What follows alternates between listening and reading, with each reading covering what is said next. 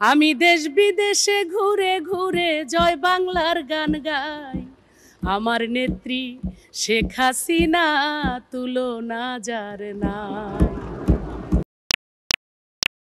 সাবেক সংসদ সদস্য ও সঙ্গীত শিল্পী মমতাজ বেগমকে 4 দিনের রিমান্ড শেষে কারাগারে পাঠানোর আদেশ দিয়েছেন আদালত।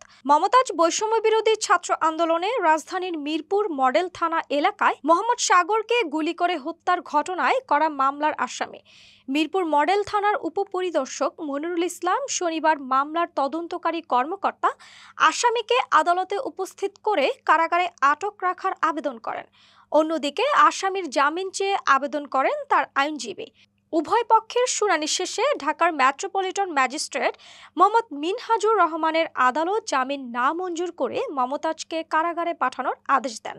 এর আগে আদালত গত 11ই মে মমতাজের 4 দিনের রিমান্ড মঞ্জুর করেন। গত 12ই মে রাত 11:15টায় রাজধানীর ধানমন্ডি থেকে তাকে গ্রেফতার করা হয়। মামলা সূত্রে জানা গেছে, ভুক্তভোগী মোহাম্মদ সাগর গত বছরের 19 জুলাই মিরপুর 10 নম্বর গোলচত্বর এলাকায় বৈষম্য বিরোধী ছাত্র আন্দোলনে অংশ নেন। ওই দিন বিকেল 4:30টার দিকে আসামিরা আন্দোলনকারীদের উপর হামলা ও গুলিবর্ষণ করেন। এ সময় ভুক্তভোগী সাগরের বুকে গুলি লেগে পেছন দিক দিয়ে বের হয়ে যায়। পরে মিরপুরের একটি বেসরকারি হাসপাতালে চিকিৎসাধীন অবস্থায় মারা যান তিনি। শিল্পী মমতাজ আওয়ামী লীগের মনোনয়নে 2008 সালে সংরক্ষিত নারী আসনের সংসদ সদস্য হন। পরে 2014 ও 2018 সালের বিতর্কিত নির্বাচনে নৌকা প্রতীকে নির্বাচন করে মানিকগঞ্জ 2 আসন থেকে সংসদ সদস্য নির্বাচিত হন তিনি।